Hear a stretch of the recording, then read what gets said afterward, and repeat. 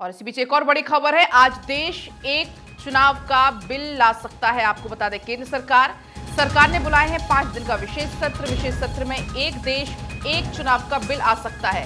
18 से 22 सितंबर को बुलाया गया है संसद का विशेष सत्र। विशेष सत्र की तैयारी है। 18 से 22 सितंबर को विशेष सत्र बुलाया गया है। आपको बता दें कि प्रहलाद जोशी ने कल ये ट्वीट करके जानकारी भी दी कि इस सत्र में सार्थक चर्चा और बहस की उम्मीद है। जिस तरीके से मॉनसून सत्र हमने देखा, हंगामे की भेंट चढ़ गया और उसके बाद अब उम्मीद है कि इस सत्र में सार्थक चर्चा होगी, बहस होगी।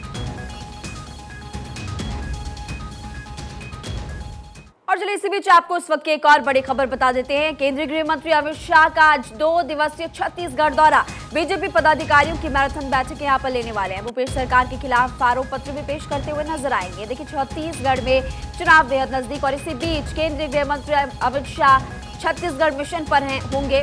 ये भी आपको बता दें कि क्या खास आज होने वाला है। दरअसल भूपेश सरकार के खिलाफ आरोप पत्र वो पेश करने वाले। इसके अलावा यहाँ पर बीजेपी पदाधिकारियों की मैराथन बैठकें भी बोलेंगे। क्या कुछ निकलकर सामने आता है मीटिंग से, वो देखना काफी महत्वपूर्ण होगा, क्योंकि हालांकि यहाँ पर चुनाव अब काफी नजदीक है और हमने देखा है कि जो भी चुनावी राज्य यानी कि जहाँ पर चुनाव होने वाले हैं, खुद वहां पर मोर्चा संभाले हुए केंद्रीय गृह मंत्री अमित शाह। और महिमा, वहीं अब बात कर लेते हैं हम दिल्ली की, जहां पर बीजेपी की आज अहम बैठक है। जेपी नड्डा की अध्यक्षता में ये बैठक होगी। बैठक में गृह मंत्री अमित शाह भी शामिल होने वाले हैं। संगठन महामंत्री पीएल संतोष और कई मंत्री यहां पर मौजूद होंगे। लोकसभा चुनाव को लेकर काफी अहम बैठक ये होने वाली है। दिल्ली में बीजेपी की ये काफी अहम बैठक है। तमाम बड़े चेहरे इस बैठक में शामिल होंगे और पार्टी के राष्ट्रीय अध्यक्ष यानी जेपी नड्डा इस बैठक की अध्यक्षता करेंगे। पीएल संतोष, महिमा मौजूद होंगे और लोकसभा चुनाव को लेकर काफी अहम चर्चा होने की भी उम्मीद है। और पलक अब चूंकि बात यहाँ पर छत्तीसगढ़ की हो गई है, दिल्ली की हो गई है, अब बात करेंगे मुंबई की। जी हाँ, INDI गठबंधन की बैठक का दूसरा दिन है आज और आज इस गठबंधन का लोगो लॉन्च होगा। INDI के संयोजक के नाम पर भी आज मुहर लग जाएगी। एक देश एक चुनाव पर आज अपनी राय विपक्ष देगा कि आखिर विपक्ष की इस पूरे मामले को लेकर क्या राय है। कल भी मीटिंग हुई थी और आज की अगर बात की जाए, आज का दिन भी काफी महत्वपूर्ण, क्योंकि आज इस मीटिंग का है दूसरा दिन और आज गठबंधन का लोगो लॉन्च होगा, एक खबर मिल रही है। इसके अलावा तो संशय लगातार बना हुआ है कि कौन होगा संयोजक और संयोजक के नाम पर भी आज मुहर लग सकती है। और इसके अलावा एक देश एक चुनाव को लेकर जो चर्चा कल से लगातार चल रही, विशेष सत्र बुलाया गया है, उसको लेकर के आखिर विपक्ष का स्टैंड क्या है, वो भी आज देखना साफ होगा। इस बीच एक और बड़ी जानकारी है। आज राज्यसभा विशेषाधिकार समिति की बैठक होगी। सुबह 11:30 बजे ये बैठक होनी है विशेषाधिकार समिति की। संजय सिंह, राघव चड्ढा के मामले पर इस बैठक में चर्चा हो सकती है, तो काफी अहम ये बैठक सुबह 11:30 बजे होने वाली है। विशेषाधिकार समिति की ये बैठक होगी जिसमें संजय सिंह, राघव चड्ढा के मामले पर चर्चा संभव है। दरअसल संजय सिंह और राघव चड्ढा दोनों ही निलंबित हैं और इसी के बाद अब ये बैठक काफी अहम मानी जा रही है। विशेषाधिकार समिति की ये बैठक होगी सुबह 11:30 बजे इस बैठक होगी जिसमें संजय सिंह और राघव चड्ढा पर चर्चा संभव है। और चलिए इसी बीच आपको इस वक्त एक और बड़ी खबर बता दें, जहां पर एक तरफ विपक्ष जुटा हुआ है, वहीं पर आज मुंबई में रोड शो राहुल गांधी करने वाले हैं। होटल ग्रैंड हयात से कांग्रेस दफ्तर तक रोड शो वो करेंगे। काफी संख्या में यहाँ पर कांग्रेस कार्यकर्ता जुटने वाले हैं। कार्यकर्ताओं में जोश भरने का काम भी यहाँ पर राहुल गांधी करेंगे, क्योंकि आज वो रोड शो करेंगे और कहा जा रहा है पलक यहाँ पर बड़ी तादाद में फिलहाल कार्यकर्ता नजर आएंगे। बिल्कुल महिमा, कल ही राहुल गांधी मुंबई पहुंच चुके हैं। कल उन्होंने वहां से प्रेस कॉन्फ्रेंस भी की और इसके बाद अब आज रोड शो करने वाले हैं, क्योंकि आज का दिन बेहद अहम है। INDI बैठक का आज का ये दिन है, दूसरा दिन आज है और आज मुंबई में रोड शो करने वाले हैं राहुल गांधी। होटल ग्रैंड हयात से कांग्रेस दफ्तर तक ये रोड शो होगा और काफी संख्या में कार्यकर्ताओं के जुटने की उम्मीद जताई जा रही है।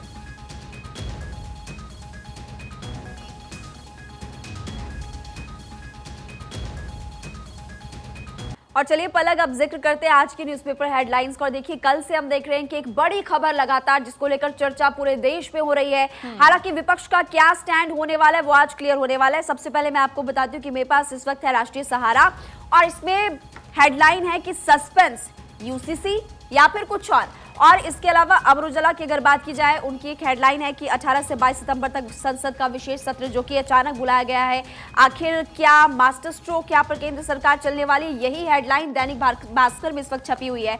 और संसद सत्र की पुरानी बिल्डिंग में शुरू होगा और नई संसद में खत्म होने वाला है। और इसके अलावा 5 पॉइंट्स यहाँ पर फिलहाल रखे गए हैं, वो आपको फटाफट से बता देती हूँ कि क्या महिलाओं के लिए आरक्षण यानी कि महिलाओं के बारे में कुछ सरकार फैसला कर सकती है। इसके अलावा नई संसद भवन में शिफ्टिंग होने वाली है। तीसरा पॉइंट ये कि यूनिफॉर्म सिविल कोड बिल पेश हो सकता है, जिसको लेकर के बारटोड़ी फोन ने भी मुहिम चलाई थी यूसीसी को लेकर। और इसके अलावा चौथा पॉइंट, लोकसभा विधानसभा चुनाव साथ कराने को लेकर भी क्या कुछ सरकार कर सकती है, वो देखना काफी महत्वपूर्ण होने वाला है। पलक, आप बताइए कि आपके पास जो न्यूज़पेपर उसमें क्या हेडलाइन? बिल्कुल महिमा, मेरे पास जनसत्ता है और इसमें हेडलाइन है चंद्रयान और G20 की सफलता पर चर्चा संभव। क्योंकि महिमा, G20 खत्म होगा 8 और 9 सितंबर को G20 का आयोजन, उसके जस्ट बाद ये विशेष सत्र है। तो G20 के बाद ये सत्र बेहद अहम माना जा रहा है और चंद्रयान की बड़ी सफलता जो भारत ने हासिल की है। और इसके बाद मेरे पास NBT है, नवभारत टाइम्स है, इसमें दिखा हुआ है विशेष सत्र बुलाकर सरकार ने चौंकाया। कई ऐसे सवाल भी खड़े हो रहे हैं कि क्या वाकई सरकार ने जो विशेष सत्र बुलाया है, क्या चुनावों की जल्दी है? क्योंकि विपक्ष महिमा पहले से इस बात को लेकर चर्चाओं का बाजार गर्म था कि इस बार जो मोदी सरकार है वो चुनाव जल्द कराने पर फैसला ले सकती है। लेकिन जैसे ही जब ये खबर सामने आई विशेष सत्र की, कल जब ट्वीट सामने आया प्रहलाद जोशी का, उन्होंने ट्वीट कर लिखा कि ये विशेष सत्र बुलाया जा रहा है। उन्होंने नई संसद की तस्वीर भी उसमें लगाई है और साथ ही साथ उसमें यह भी लिखा है कि इस सत्र में सार्थक चर्चा और बहस की उम्मीद है। इसके अलावा जो 18 से 22 सितंबर तक का जो सत्र बुलाया गया है, इसमें कुल 5 बैठकें होंगी। पुरानी संसद से ये सत्र शुरू होगा और उम्मीद है कि नई संसद पर महिमा ये सत्र जाकर खत्म होगा। इसके अलावा एक देश एक चुनाव पर बिल ला सकती है सरकार, ये भी एक बड़ी जानकारी है। और इसके अलावा लोकसभा चुनाव तय वक्त से पहले हो सकते हैं और सत्र को राष्ट्रपति भी संबोधित कर सकती है। महिमा, देखिए बिल्कुल आप सही कह रही है। और मोदी सरकार ने अचानक से संसद का विशेष सत्र जब बुलाया तो जहन में सभी के सवाल खड़े हो रहे कि क्या कुछ निकलकर सामने आता है, लेकिन उसके लिए आपको थोड़ा सा इंतजार करना होगा। और स्पेशल सेशन की अगर बात की जाए तो 5 बिल लाने की यहाँ पर चर्चा की जा रही है। पहला, जैसे कि आपने भी जिक्र किया, मैंने भी बताया और हेडलाइंस में भी फिलहाल छपा हुआ है कि 1 नेशन 1 इलेक्शन को लेकर। इसके अलावा दूसरा पॉइंट यहाँ पर काफी महत्वपूर्ण हो जाता है कि महिलाओं के लिए आरक्षण और क्या सरकार महिलाओं के लिए कुछ ला सकती है, जैसे कि महिलाओं के लिए संसद में 1/3 अतिरिक्त सीट देना, 180 लोकसभा सीटों से ज्यादा। इसके अलावा यूसीसी यानी कि यूनिफॉर्म सिविल कोड को लेकर सरकार कुछ करने वाली है क्या, या फिर वर्शिप एक्ट और इसके अलावा पॉपुलेशन जनसंख्या नियंत्रण बिल को लेकर की भी फिलहाल खबर मिल रही कि हो सकता है इस बिल के बारे में सरकार अब संसद में चर्चा करे। हालांकि होता क्या उसके लिए आपको थोड़ा सा इंतजार करना होगा। लगातार फिलहाल चर्चाओं का बाजार गर्म है। हालांकि इसी बीच ये भी जानकारी मिल रही कि आज इसको लेकर के विपक्ष का क्या स्टैंड होने वाला है, विपक्ष क्या कहता है, वो भी देखना काफी महत्वपूर्ण है। पलक, क्योंकि पूरा विपक्ष मुंबई में एकजुट है, इसी को लेकर ये चर्चा आज यहाँ पर रास्ता साफ होगा। साथ ही आपको ये भी बता दें कि विशेष सत्र का जो एजेंडा है वो फिलहाल महिमा स्पष्ट अभी नहीं है, लेकिन तमाम अटकलें लगाई जा रही हैं। उन अटकलों में से एक ये भी है कि लोकसभा चुनाव के मद्देनजर मोदी सरकार कोई विधेयक पेश कर सकती है। ये भी महिमा बेहद खास बात हो जाती है। बिल्कुल, और इसलिए हम आपको बता रहे हैं कि 5 पॉइंट्स है और आखिर होता क्या है वो देखना काफी महत्वपूर्ण है। चलिए आगे बढ़ते हैं।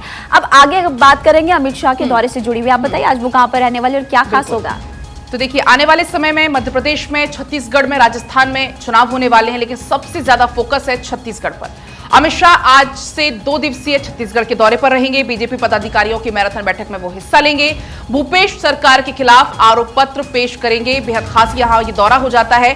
इसके पहले भी अमित शाह, आप माफ कीजिएगा, छत्तीसगढ़ के दौरे पर रहे थे और उस दौरान भी उन्होंने कार्यकर्ताओं से बातचीत की थी। तो आज का ये दौरा भी बेहद खास है कि 2 दिवसीय दौरा होने वाला है। देखिए 2 दिन का दौरा इसलिए भी खास हो जाता है क्योंकि हमने देखा है कि जब भी जो राज्य, जैसे कि आपने देखा इससे पहले मध्य प्रदेश हो गए, इससे पहले वो राजस्थान भी गए, अब छत्तीसगढ़ पर उनका खास फोकस होने वाला है। मिशन यहाँ पर उनका छत्तीसगढ़ है और इसीलिए राजनीति के चढ़क की वैसे भी केंद्रीय गृह मंत्री अमित शाह को कहा जाता है। कैसे वो कार्यकर्ताओं में जोश भरते हैं और उनके जाने से वहां पर किस तरह से बाकी लोगों में भी जोश देखने को मिलता है, वो देखना आज काफी महत्वपूर्ण होगा। क्योंकि आज मैराथन बैठकें कहा जा रहा है कि एक के बाद बैक टू बैक बैठकें यहाँ पर केंद्रीय मंत्री अमित शाह लेंगे, जिसमें कि वो रणनीति तैयार करने वाले कि बीजेपी कौन कौन से पॉइंट्स को लेकर क्या खास फोकस रहेगा इस बार बीजेपी का, इन चुनावों को लेकर कौन कौन से मुद्दे लेकर जाने वाले हैं, इसको लेकर आज चर्चाएं होने वाली है।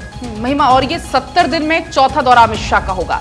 इसी बीच मतदाताओं से जुड़ने के लिए आज कॉल सेंटर्स का उद्घाटन होगा। ये दिल्ली से खबर आपको बता रहे हैं, जहां पर बीजेपी मुख्यालय में उद्घाटन होना है। अमित शाह इस दौरान यहां मौजूद रहेंगे और कॉल सेंटर का उद्घाटन किया जाएगा। तो बड़ी खबर आपको यहां पर बता दें, अमित शाह से जुड़ी हुई, जहां पर कॉल सेंटर्स का आज उद्घाटन होगा। दिल्ली से ये खबर आपको बता रहे हैं। और ऐसे में आप देख सकते हैं कि बीजेपी लगातार अभी से तैयारियां कर रही है। फिर चाहे देखिए, अब कुछ राज्यों के चुनाव है वो तो काफी नजदीक आ चुके हैं, बीजेपी उसको लेकर तो रणनीति बना ही रही है, लेकिन साल 2024 के चुनाव के लिए भी थोड़ा सा वक्त है और अभी से हम देख पा रहे हैं कि कैसे यहाँ पर बीजेपी तैयारी कर रही है। और आज फिलहाल खबर ये है, ये आपको बता भी रहे लगातार कि वोटर से जुड़ने के लिए यहाँ पर कॉल सेंटर्स का उद्घाटन किया जाएगा। चलिए अगली बड़ी खबर आपको बताते हैं जो कि मणिपुर से जुड़ी हुई है। और मणिपुर में आप बखूबी जानते हैं कि जो हिंसा है वो खत्म होने का नाम नहीं ले रही है।